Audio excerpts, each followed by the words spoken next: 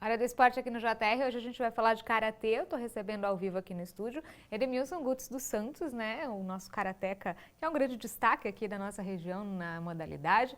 Bem-vindo mais uma vez ao nosso estúdio. Muito obrigado mais uma vez, né? A oportunidade aqui de estar aqui falando um pouquinho do esporte que eu amo, né? Então, só agradecer o espaço e falar um pouquinho da modalidade que eu amo, né? Verdade. A gente te mostrou aqui já recentemente na nossa programação falando sobre a participação na seletiva do campeonato, seletiva da seleção, né?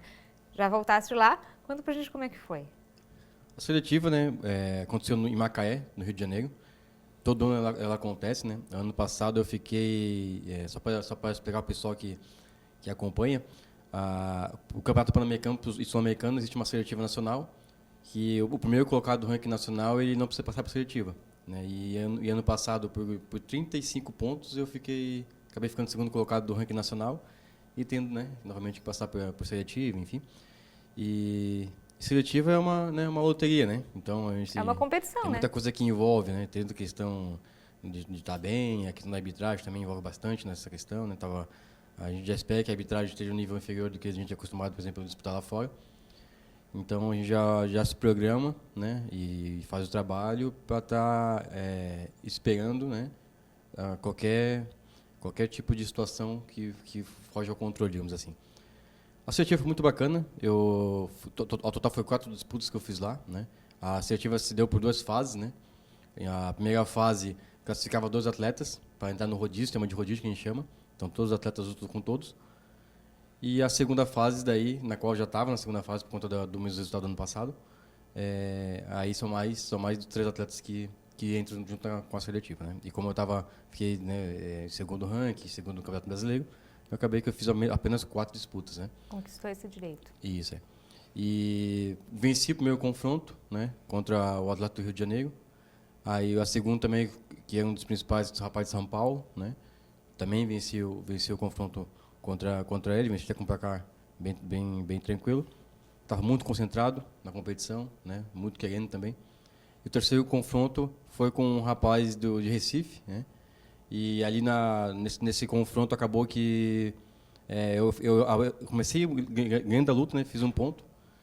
Aí, em determinado momento, como a gente já esperava lá, ele bateu um golpe no vento, no vazio, assim, os árbitros acabavam pontuando, né? Então, como eu tinha muita envergadura, muito mais envergadura do que a maior, mais comprida e tal, comecei a tomar cuidado de não deixar eles parar de longe, porque eles estavam marcando ponto, né? E aí, numa determinada momento da situação, eu quis ampliar o placar, eu fui atacar e acabei sendo surpreendido por um chute, né? E o árbitro acabou marcando ponto, enfim, ficou 3-1, 4-1 na disputa. Consegui automaticamente, já no momento seguinte, já empatar a luta novamente, a 4-4, que eu dei uma queda e finalizei. E aí eu pensei, vou segurar o placar agora até o final, né? E aí, quando estava faltando 5 segundos para terminar a luta, eu fui deferi um golpe, e quando eu fui recuperar o golpe que o árbitro tinha dado ponto para mim, eu acabei escorregando e caí. Aí quando eu fui me levantar, ele aproveitou desse momento e acabou pontuando, e marcar o ponto. Literalmente o escorregando, então. Exatamente, acabei escorregando e acabei perdendo a luta por 5-4 daí, esse confronto, né? Aí depois fiz o último confronto também, acabei vencendo de 9-1, enfim. Mas daí, pelo fato de ele ter vencido os 3 confrontos, e o último atleta também, como o último atleta do rodízio, aí não tinha mais chance, que é o rapaz de São Paulo, que ele perdeu todos os confrontos, aí decidiu por não disputar, entendeu? E talvez tivesse disputado ali junto, talvez entraria no rodízio novamente, enfim, né? Mas não aconteceu.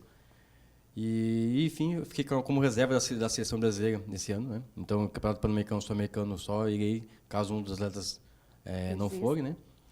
E eu vou fazer essa corrida, buscando o Campeonato Mundial, que é o grande objetivo, né? Através de etapas de Open Nacional, Open Internacional que tem. Para somar pontos daí, no caso, e entrar por pontos? Para somar pontos, exatamente. E quanto está mais ou menos assim, tens ideia de quanto precisa? Já começou a contar esses pontos? É pelo ranking nacional? É pelo ranking nacional, né? Vai depender muito do atleta também, né? Como eu falei, eu finalizei o ano com 35 pontos a menos que ele.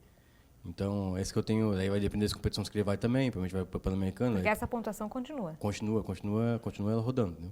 Aí vai finalizar em julho, final de julho, finaliza. Então, até julho para ir para as competições e pontuar o máximo que conseguir.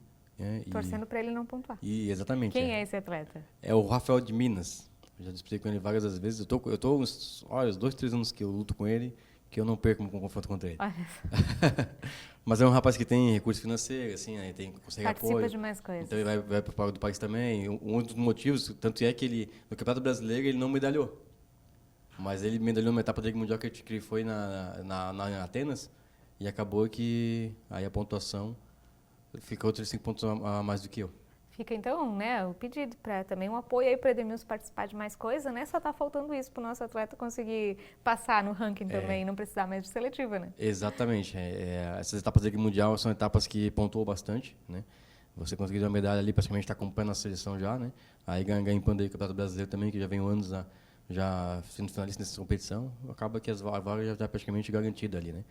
Agradecer, falando em apoio, né, a CEMEL, né, antes Fundação Municipal do Esportes, agora a CEMEL, né, através do Duda ali, que apoiou, né, tanto a minha continuação aqui representando o município nas competições e também nesse evento especificamente, né. Então, agradecer toda a equipe da CEMEL ali pelo apoio e mais uma vez agradecer vocês pelo espaço também de estar aqui falando um pouquinho desse trabalho que eu faço já há anos aí, trazendo resultado pra gente. Bacana, sempre de portas abertas aqui. A gente encerra por hoje, mas vamos conversar muito contigo ainda esse ano, né? Tem bastante coisa fora essas competições que vão ficar faltando, né? A gente com certeza vai ter muitos encontros. É isso aí. Tá certo. Obrigada, então até a próxima. Obrigado. Bom, eu me despeço por hoje, volto amanhã com mais informações do nosso esporte aqui no JR. Monique.